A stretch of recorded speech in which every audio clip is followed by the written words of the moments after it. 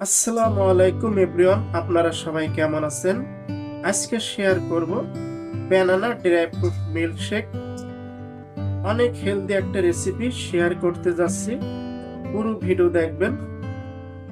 একটা বাটি নিয়েছি, এখানে 15 গ্রাম আখরোট দিয়ে দিলাম, 50 গ্রাম কাঠবাদাম,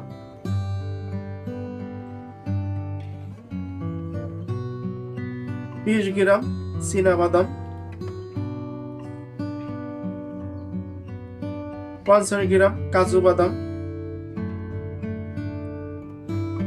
এখন দিয়ে দিচ্ছি 400 ml গরম দুধ। গরম দুধ দিলে বাদামগুলো তাড়াতাড়ি ভিজে যাবে। মিক্স করে নেব। 15 থেকে 20 মিনিট পর্যন্ত ভিজিয়ে রাখবো। ঢেকে রাখলাম।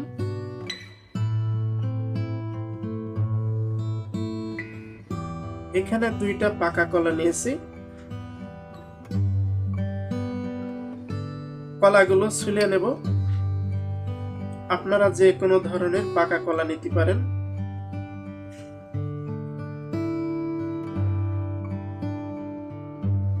বন্ধুরা, আমার ছোট্ট চ্যানেল পাশে থাকবেন, সাপোর্ট করবেন, ভিডিওগুলো দেখবেন, তাহলে অবশ্যই নতুন নতুন রেসিপি আপনাদের সঙ্গে শেয়ার করব। কলা 2টা ছোট পিস করে কেটে নেব। এখন একটা বাটিতে উঠিয়ে রাখবো।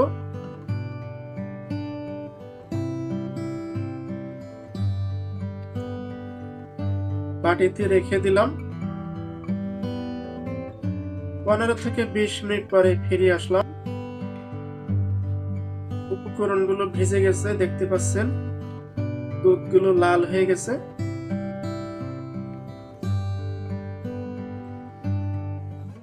তো এখন ব্লেন্ড করার পালা। ব্লেন্ড করার জন্য চলে যাব। একটা ব্লেন্ডারের জগ নিয়েছি। প্রথমে ভিজানো উপকরণগুলো দিয়ে দিলাম।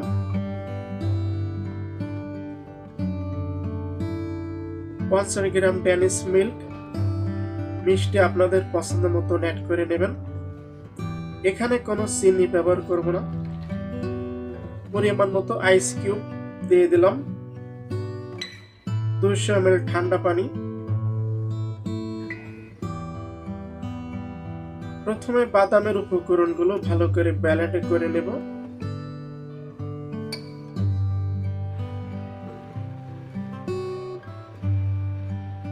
আপনারা একটু সময় নিয়ে ভালো করে ব্লেন্ড করে নেবেন।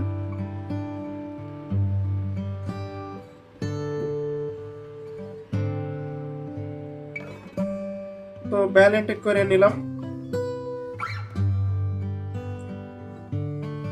এখন কলাগুলো দিয়ে দেব।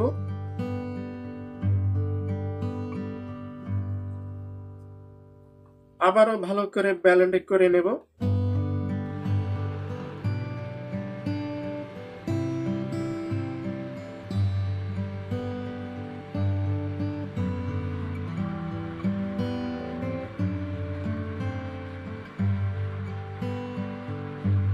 তো ব্লেন্ড করা হয়ে গেল, এখন পরিবেশন করব।